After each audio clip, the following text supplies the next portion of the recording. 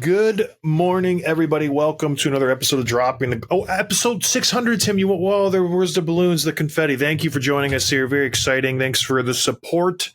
It is episode 600. Tim wanted to do this whole grandioso thing, but we're not going to. That's just not our style. But it is exciting. Congratulations, Tim. Very good. Yeah. You're on 600. Oh, you did have something queued up. I forgot until this second, but yeah, now I'll throw that in every so often. I wonder how many shows get to 600.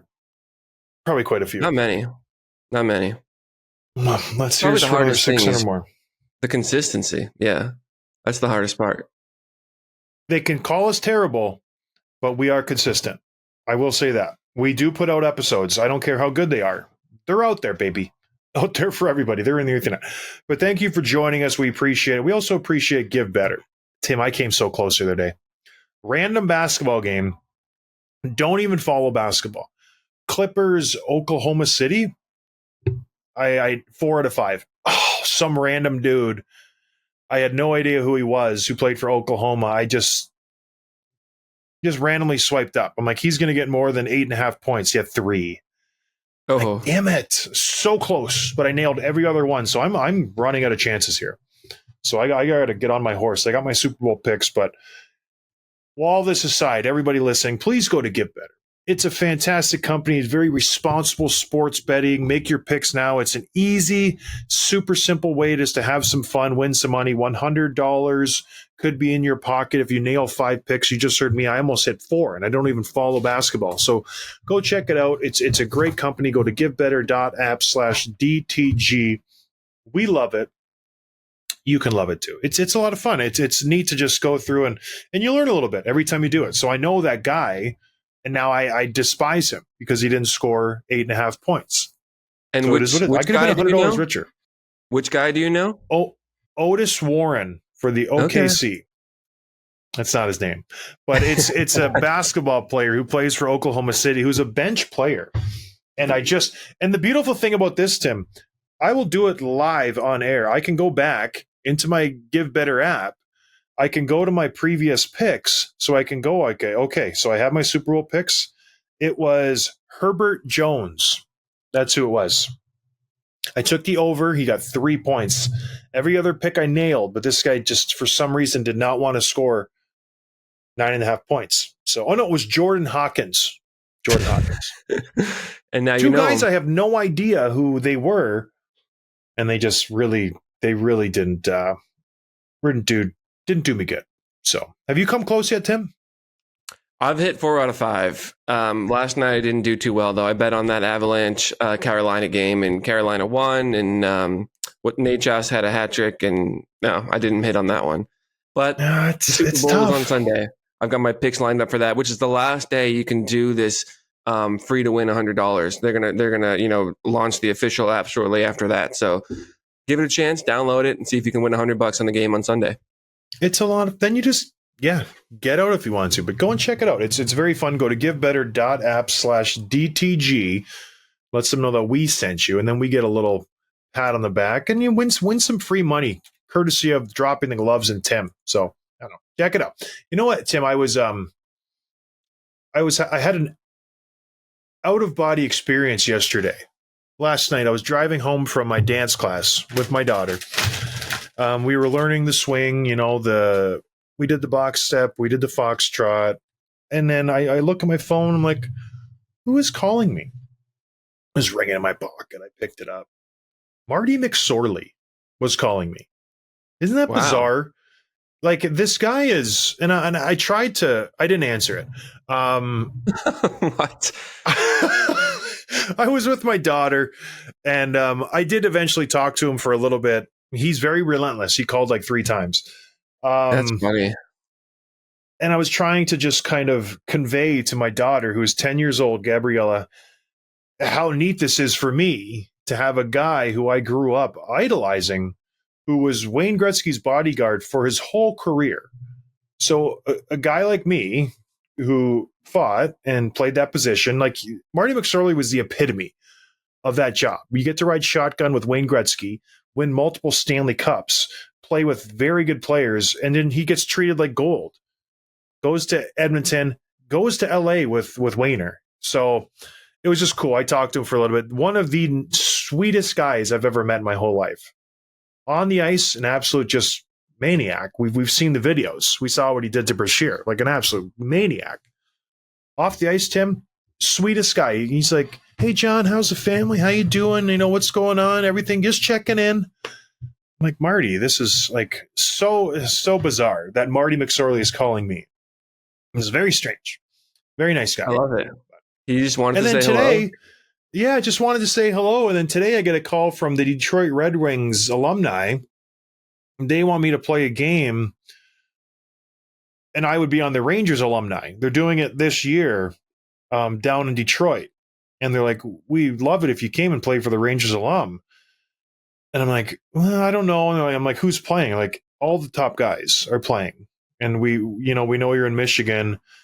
And I'm like, "I don't know if I can. I have some stuff going on. And can I be put on the tentative list? And maybe I'll give you an answer in a couple months." And he goes, "Yeah, sure. You and Doug Waite are both in that list." I'm like, "Yeah, not bad company." Like me and Doug Waite are in the same level, which is, he played 1,250 games, over 1,000 points, arguably top 5 American player ever. And then me. Pretty cool. You're a maybe, Doug's a maybe. It's a good list. But the guy said it's a heavy duty lineup. The Red Wings are going to have like the Lidstroms, the Malpys, the Drapers, like all those from the Stanley Cup teams, and the Rangers will probably have like all the guys from back in the day. I think probably not Messier, but how hard do those games like go? Like how hard do people try to win those things? Not hard at all.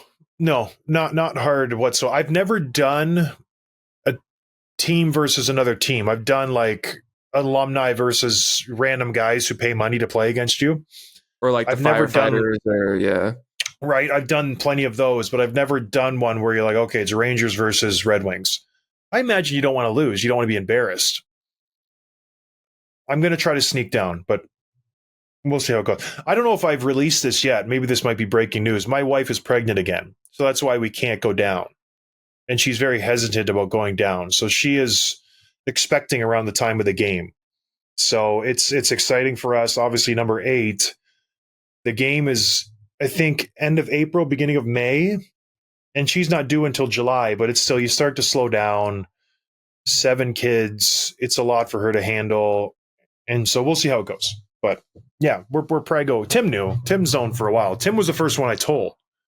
No, I wasn't. You told those listeners at the GLI, and they're like, "Tim, by the way, come over here. Do you know this? I just told them." And I'm like, "What?" I did. Yeah, it's funny, but I have known. Didn't tell anybody except my mom and my brother and some people, some of my friends. Other than that, I told nobody. So there you go. Number 8. You heard it here first on Dropping the Gloves. So it's very exciting. We don't know the sex. We never find out. So it's always going to be a surprise. But the doctor did say odds on it's going to be another girl. So we'll see how it goes. Stay tuned. Number 8 coming at you hard. The guy from the Red Wings, he's like, "You're either Catholic or careless." I said, "I'm both." It was a very funny line. Very funny line. All right, Tim, what are we talking about today? Because there's a lot of stuff. We were supposed to have a player come on, but, schedules change. That life happens. Obviously, I don't think they played their best game the other day. Maybe he's a little salty. And so they're traveling. He's trying to, get his schedule together, but we'll circle back with him next week. But I apologize. People get excited about interviews. It's not up to us. The players kind of control that, but I promise we'll come through you guys. But what are we talking about today, too? There's lots to discuss. There's lots to discuss, and this is not the main topic of the day, but I want to just cover it quickly, just because, if you guys might be sick of this whole situation, as a lot of hockey fans are, they're kind of like, hey, either figure it out or don't, this in Arizona. But a couple of things that come out in just the last 24, 48 hours that I want to just cover quickly, and we won't spend a ton of time on it. But Andy Strickland, who is an NHL insider, he knows his stuff, he's got his sources. He tweeted out yesterday, expect the NHL to make an announcement related to the Arizona Coyotes situation sometime after the Super Bowl, which is in 2 days. The league has been pressuring the team for answers on a daily basis for some time. The league buying the team from the Yotes' current owners is in play. They're talking about the owners getting rid of it and the league taking it over for a few months, a year, whatever, till they can find the next buyers that can make the right things happen. So it seemed like this was not a good thing. yesterday as well, or maybe even Wednesday night. Mike Gould, who's another NHL insider who I think he works at The Athletic, he said rapidly arriving at the conclusion that any resolution to the Coyote situation with or within or with outside of Arizona that does not involve the Marullo group would be vastly preferable to keeping them around in any capacity. Meaning this ownership group isn't getting it done. The league is getting fed up with it, and it's time to move on. They're really considering just cutting them out of the whole situation. So it looked like it was trending badly. And then just last night or early this morning, depending on where you are and what your time zone is, Craig Morgan, who works for NHL Network, another well-connected guy, he said a government source said that the Coyotes arena was discussed yesterday at this local municipal meeting, and the meeting went very well. This could be wrapped up in 3 months. This is not final, but it's great news. So a little bit of a roller coaster in the last 2 days. Right now, it's looking good just in last night's reports, but I wanted to just cover that quickly. It screams dysfunction, right? Just like throwing stuff at the wall and see if it sticks. Like usually, this is not like a mom and pop business. This is a multi-million-dollar empire, right? This is a sports franchise. It shouldn't be this chaotic and hectic and just all over the place. So, well, good. Hopefully we can get a resolution to this, because it seems like you just read, day to day, there's different stories coming out of this team leaving, this team staying. The guy in Salt Lake City says we can have this up and running in 4 months. Like, we are ready to roll. We have an arena, we have a fan base, we have everything. Let's rock. Like, we want a team. And I was starting to think it was going to be just like the Atlanta situation, where there was a lot of gray area. There was a lot of smoke. Are they staying in Atlanta? Are they leaving? All of a sudden, there was just a switch went off. We're leaving. 4 months later, they were playing in Winnipeg. It was like that. It was so fast that they changed, and they got everything up and running with the rink, the season tickets, the jerseys, everything, the players' accommodation. So it can happen that quick. So we'll see what happens. This is by any means not done. This is not settled.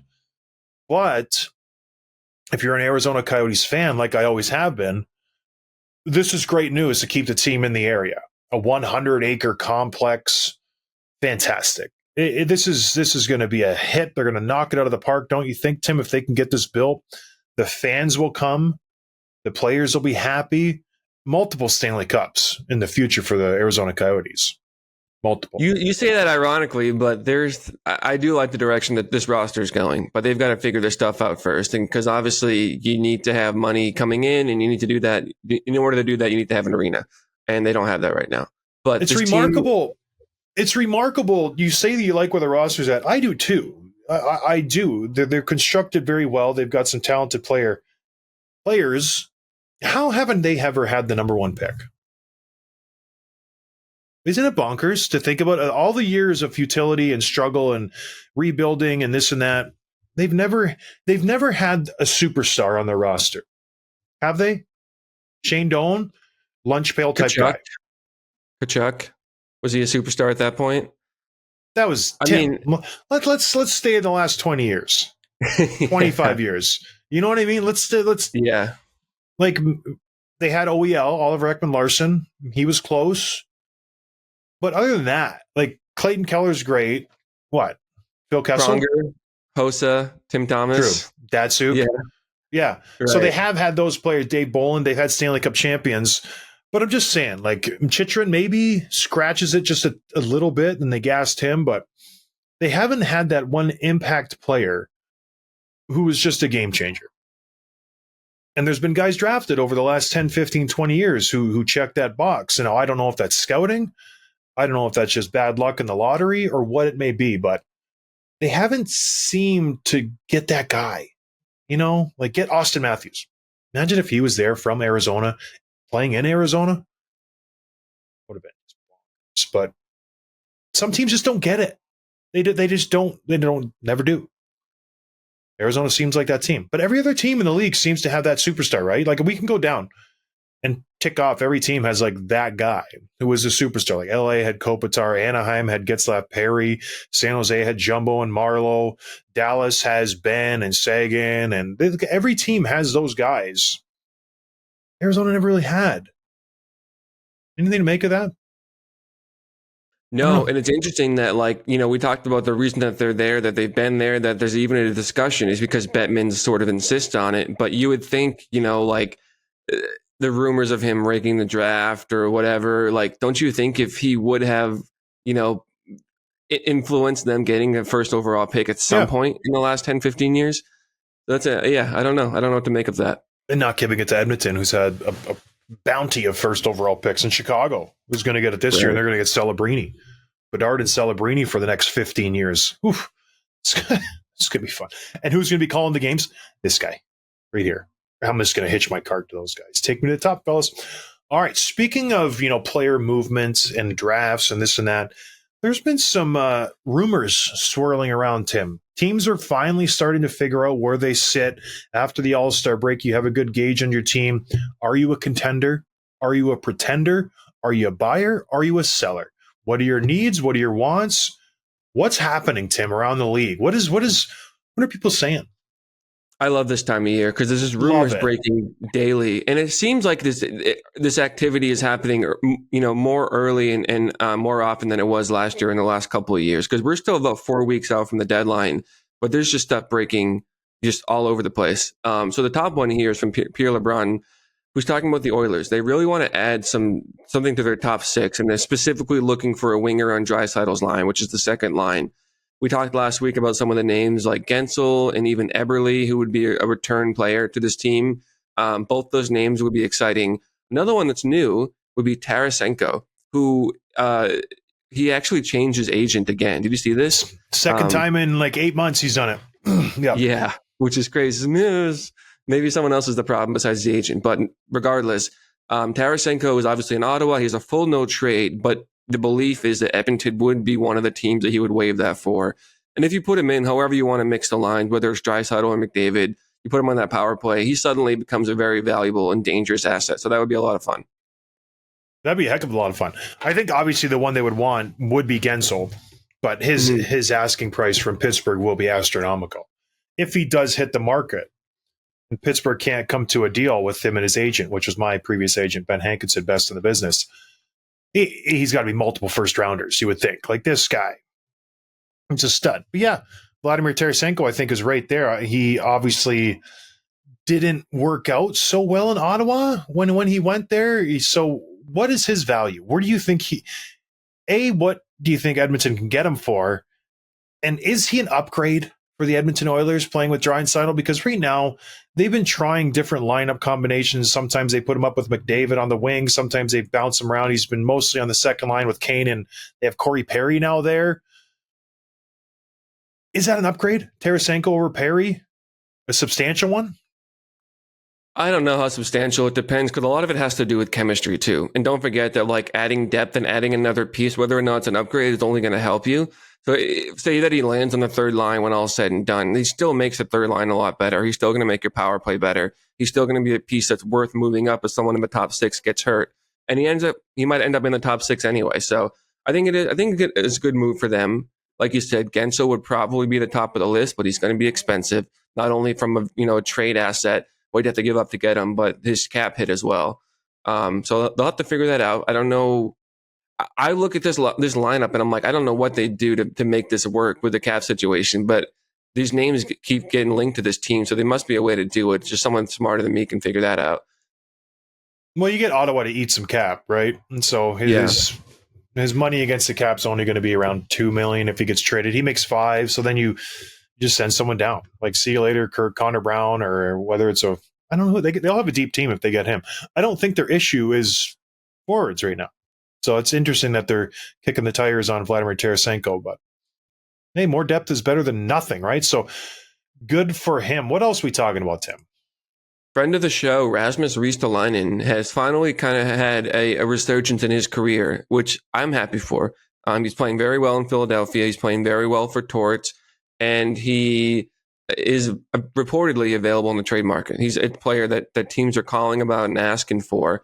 The contract makes it a little bit complicated because he's making $3.5 million average annual value.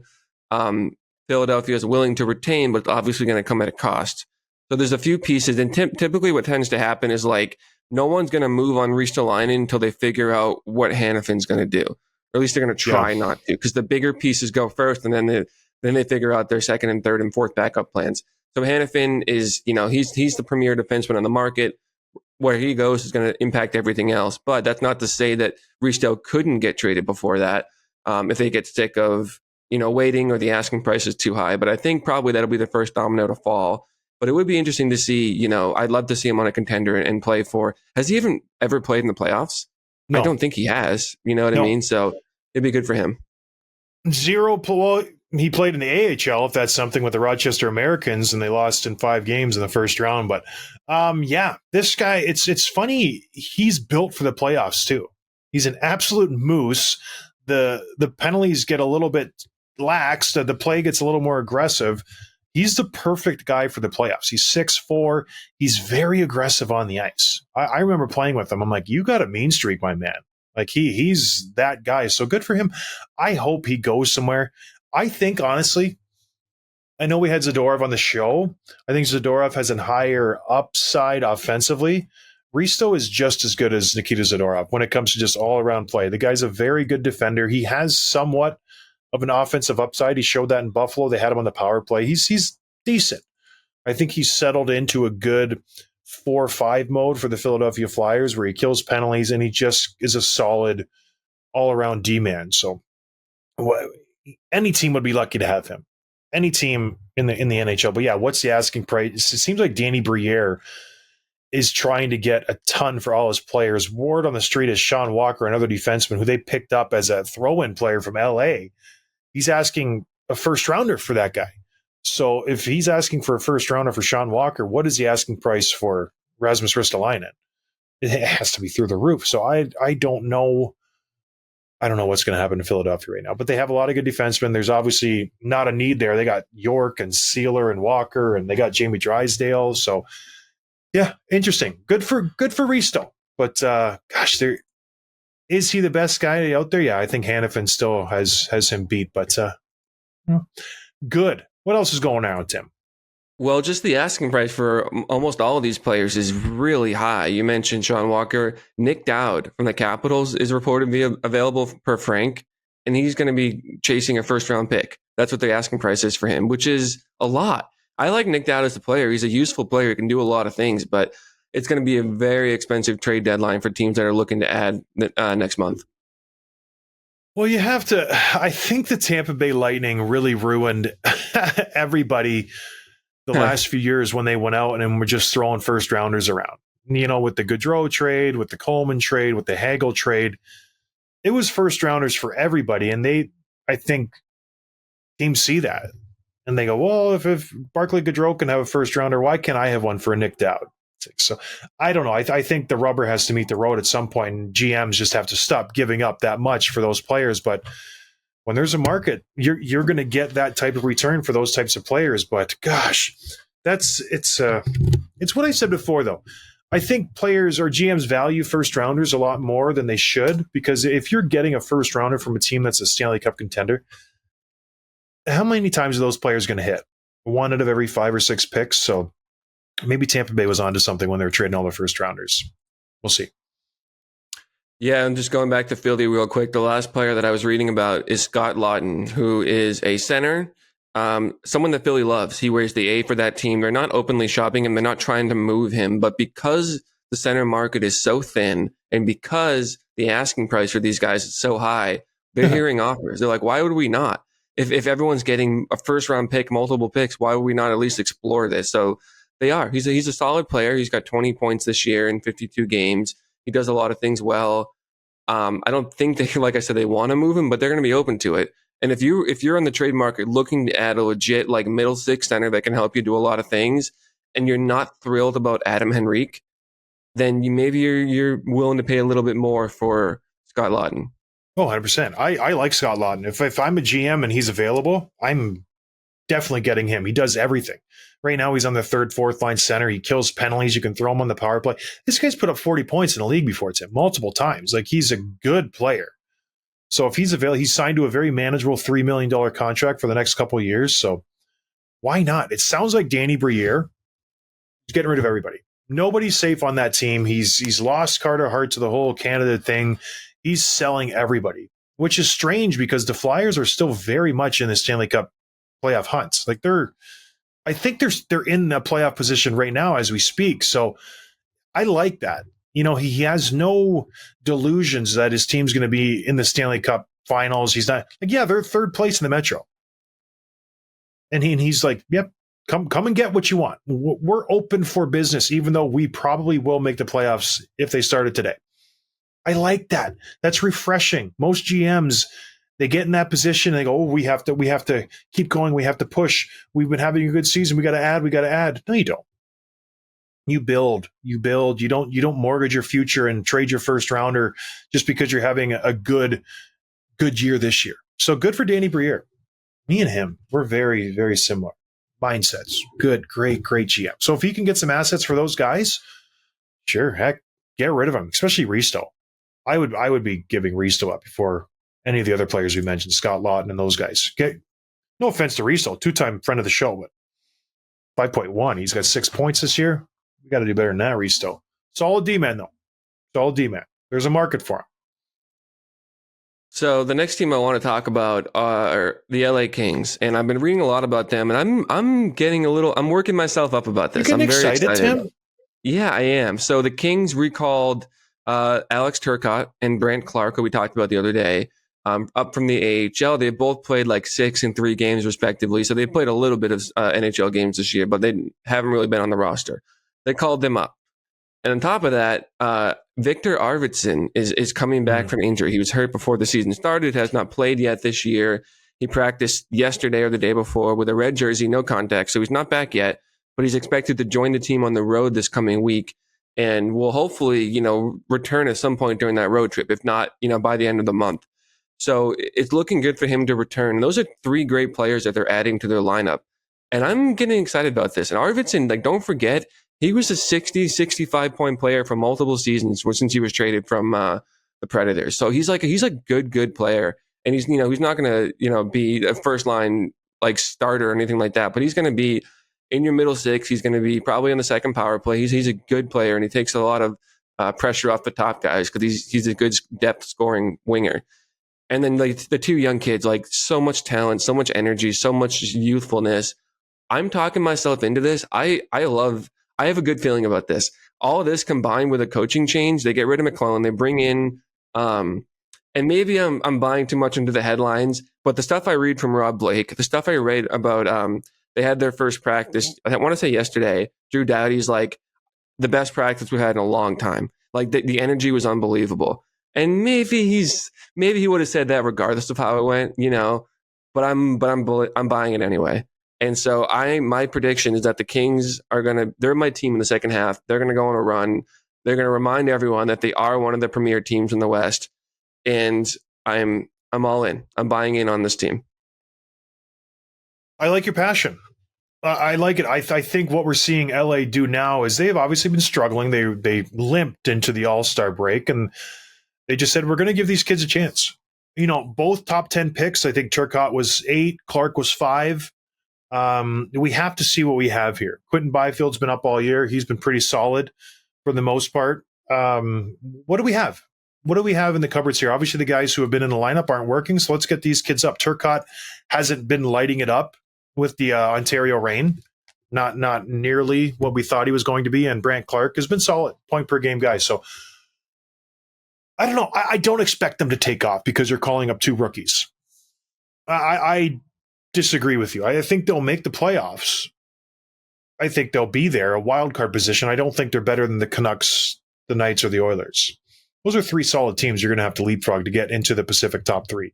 They'll be a wild card team, which will be good, and then we'll see where they go because they do have a solid team. I think you're right. With Arvidsson kind of rounds out that top 6, maybe bumps Byfield down or Fiala down or somebody, but I'm not too bullish on them just yet, and it's Dubois ruined this team. If you take Dubois out and you add back Iafallo and Velarde, a very dangerous team. Then we have 3 solid lines. There. Yeah. That's a dangerous team, but I think Rob Blake really dropped the ball in that trade. I think he panicked. They didn't have the results last year that they wanted, and they just, for some reason, made this Dubois trade. As soon as it happened, everybody across the board was like, why are you making this trade? So he'll go down with that trade. But good for the young kids. I'm excited to see them make their debuts. And like you said, they've had a few games, but hopefully they get a good look, 20, 30 games to the end of the season to see what we really have here, because there's a lot to like about this LA Kings team. I think you're right, but I'm not nearly as excited as you are for them breaking out, and going for it. They have a manageable schedule in February to kind of right the ship. It starts with the Oilers tomorrow. That's an L, but then they get Buffalo, they get New Jersey, who's been struggling. They get Columbus, Nashville, Anaheim. So there's winnable games in their future. But I'm sorry, Tim. I can't. I usually want to agree with you. No, you don't. Not right now. No, you don't. No, I really am. I love your passion. Besides the Bruins, they're the team I'm following in the second half, and I would even add to that list the Devils. Jack Hughes came back. They lost last night. I understand that, but I am just pumped about him being back. I think they're another team that could go on a run, and I think the East is honestly wide open. Like, you look at the two standings, look at it right now. Look at the wild card race. Doesn't it seem like the West all of a sudden has like 6 or 7 legit like teams that could go on a deep cup run? And in the East, it feels wide open. Like, you've got the Bruins, the Rangers, the Leafs, the Panthers. Like there's some obviously good teams, but it seems like there's more legit cup threats in the West and the East all of a sudden. And I didn't really realize that till the last couple of days.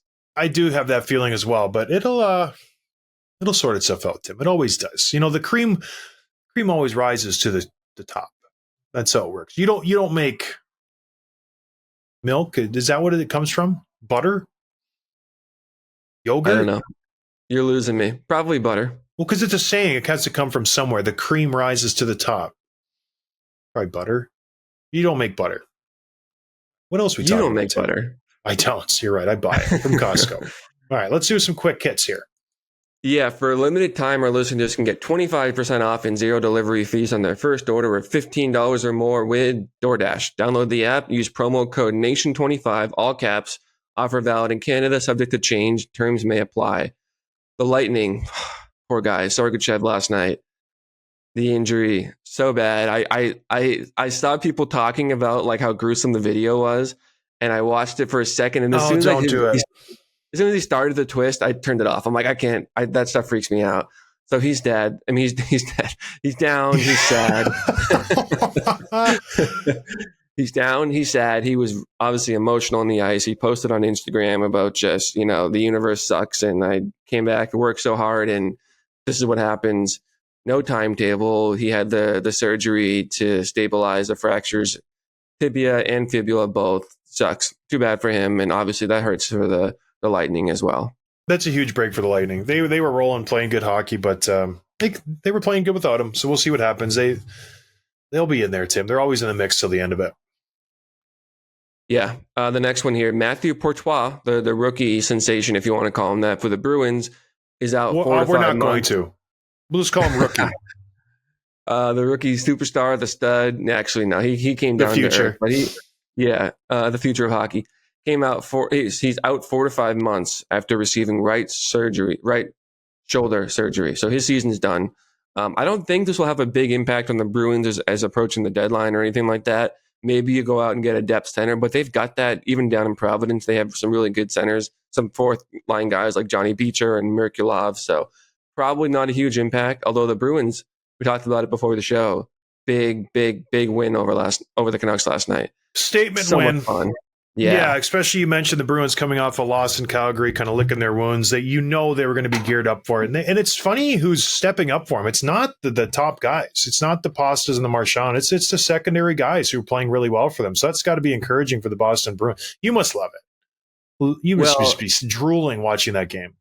Marchand was excellent last night. He had the shorthanded goal. He was definitely part of that. But you had 2 shorthanded goals to go up 2-0, which is just crazy. Yeah. Danton Heinen got the second one on a breakaway.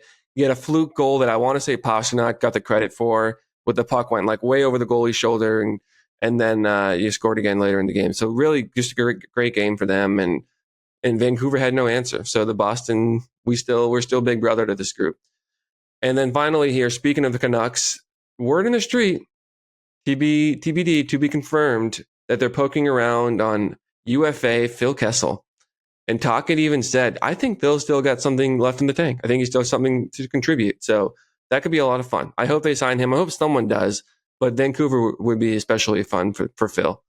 Love to see their him go second somewhere. Their second power play unit struggles at times. I think he would be good for them in that situation. And then you stash him away in your fourth line because you can't put him on your third line. We had Connor Garland. It's a solid third line.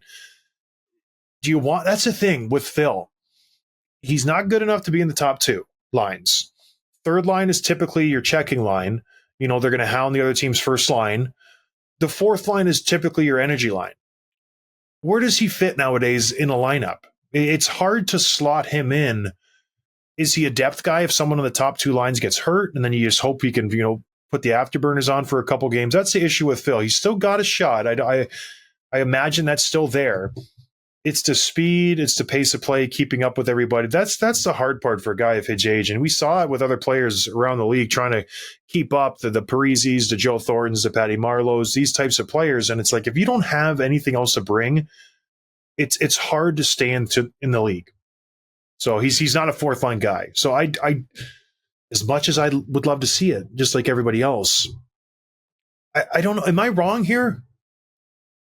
No, that's a good point. I think he's probably a 13th forward, and he's insurance if someone in the top six gets hurt, which hopefully they don't. But you don't mess up the Garland line, and he's probably not effective at all as a fourth line at this point. So he's just depth, I think. Yeah, but I hope it happens, and I hope he gets in the lineup. I would like to see it. He's good for the league. He's obviously still has some gas left in the tank. And then again, what has he been doing for the last 5 months?